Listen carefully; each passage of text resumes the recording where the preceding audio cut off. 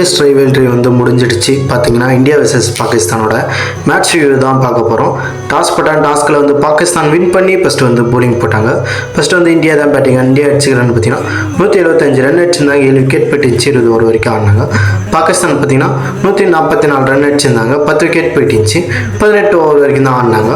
61 run வித்தியாசத்தில் இந்த மேட்ச்சை வந்து இந்தியா வின் பண்ணிவிட்டு குவாலிஃபை ஆகிட்டாங்க. பேட்டிங் மற்றும் போலிங் பர்ஃபார்மன்ஸ் வந்து பார்க்க போகிறோம். பேட்ஸ்மேன் வந்து எவ்வளோ ரன் அடிச்சிருக்காங்க பார்த்தீங்கன்னா இஷான் கிஷன் பார்த்தீங்கன்னா ஒரு 77 ரன் அடிச்சிருந்தாரு. 40 பந்து பேஸ் பண்ணியிருந்தார். அபிஷேக் சர்மா வந்து 4 பந்து பேஸ் பண்ணார். ஒரு ரன் கூட அடிக்கல.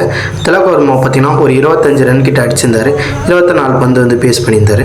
சூரியகுமார் யாதவ் வந்து பார்த்தீங்கன்னா ஒரு 32 ரன் கிட்ட அடிச்சிருந்தாரு. ஒரு 29 பந்து கிட்ட பேஸ் பண்ணியிருந்தார். ஹர்திக் பாண்டியா ஒரே பந்து பேஸ் பண்ணி ஒரு ரன் கூட அடிக்கல. சிவன் டுபே வந்து பார்த்தீங்கன்னா ஒரு 17 பந்து பேஸ் பண்ணி ஒரு 27 ரன் கிட்ட அடிச்சிருந்தார். ரிங்கு சிங் 4 ரன் பந்து பேஸ் பண்ணி 11 ரன் கிட்ட அடிச்சிருந்தார். ஹர்ஷர் பட்டேல் வந்து பார்த்தீங்கன்னா ஒரே ஒரு பந்து பேசி பண்ணி ஒரு ரன் கூட அடிக்கல. ஆனால் போலிங்கில் வந்து நல்ல ஒரு பெர்ஃபார்மன்ஸ் பண்ணியிருந்தாங்க இந்தியாவில். ஹர்திக் பாண்டியா வந்து பார்த்தீங்கன்னா 3 ஓவர் போட்டு 16 ரன் விட்டு கொடுத்து 2 விக்கெட் எடுத்திருந்தார். அப்புறமேட்டு ஜஸ்பிரீத் பும்ரா வந்து பார்த்தீங்கன்னா 17 ரன் கிட்ட விட்டு கொடுத்து 2 விக்கெட் எடுத்திருந்தார். அது ஹர்ஷல் பட்டேல் வந்து பார்த்தீங்கன்னா 4 ஓவர் போட்டு 29 ரன் கிட்ட விட்டு கொடுத்து 2 விக்கெட் எடுத்திருந்தார். வருண் சக்கரவர்த்தி பார்த்தீங்கன்னா 3 ஓவர் போட்டிருந்தார்.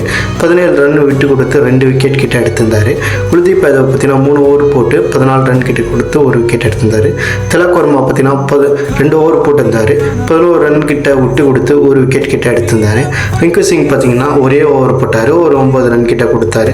ஆனால் அவர் எதுவும் விக்கெட் எடுக்கல. பவுலர்ஸும் பேட்டர்ஸும் வந்து பார்த்தீங்கன்னா நல்ல ஒரு பெர்ஃபார்மன்ஸ் பண்ணியிருந்தாங்க இந்தியா சைட்லேருந்து. ஹைலைட்ஸை பார்த்து மறக்காமல் கமெண்ட் பண்ணுங்கள். மீண்டும் ஸ்டுடியோவில் சந்திப்போம். நன்றி, வணக்கம்.